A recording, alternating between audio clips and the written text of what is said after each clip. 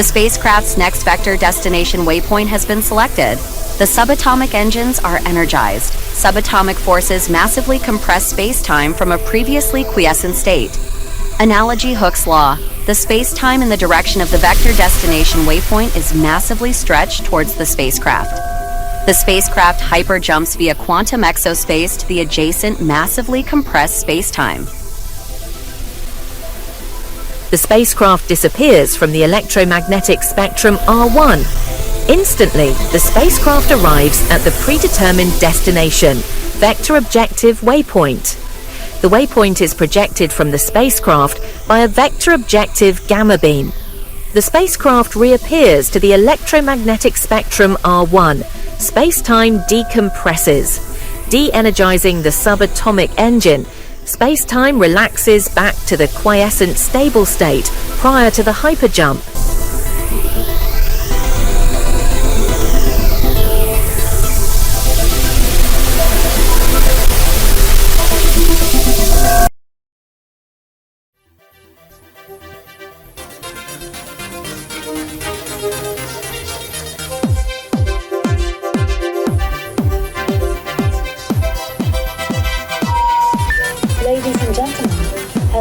and welcome aboard.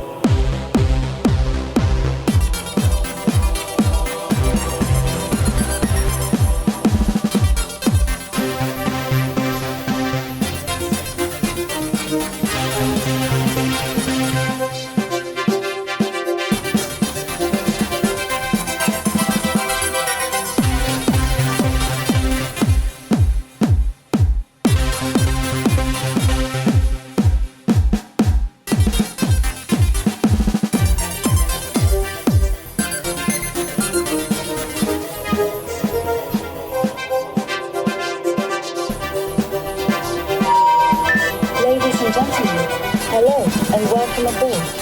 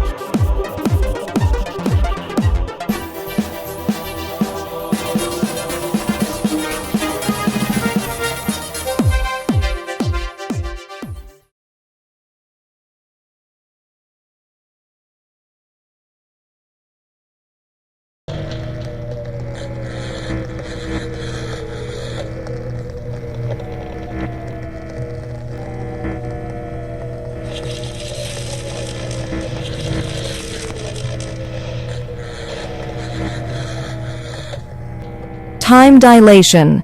The energized force field around the spacecraft is invisible to the optical segment of the electromagnetic spectrum, hence invisible to the human eye. Moreover, time slows down in close proximity to the spacecraft. Slow motion as a result of space-time and time dilation thereof, ultraviolet radiation emanates to a significant distance from the spacecraft, such that the radiation is reflecting back from the planetary surface and atmosphere. Objects passing in front of the spacecraft become invisible until the object passes the zone of influence, beyond close proximity.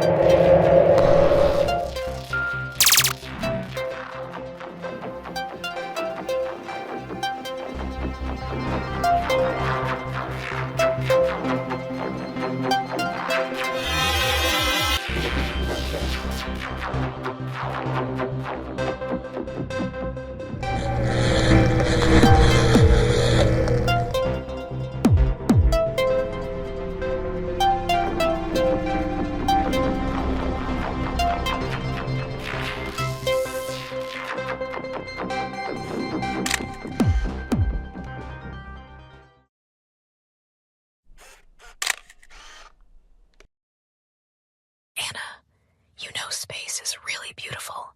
It's so vast in all its dimensions. Its never-ending trillions of destinations. There are millions of alien civilizations navigating the infinite space. Millions of civilizations that have long since perished and left behind their ruined cities and artifacts out there in the cold, dark, foreboding space waiting to be discovered. cities, sleeping under blankets of dust and debris waiting to be found.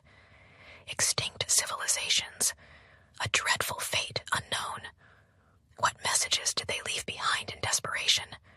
What destroyed them? Or did they destroy themselves, not knowing their fragility? Why did they fail to survive? If extinction was inevitable, why did they exist at all?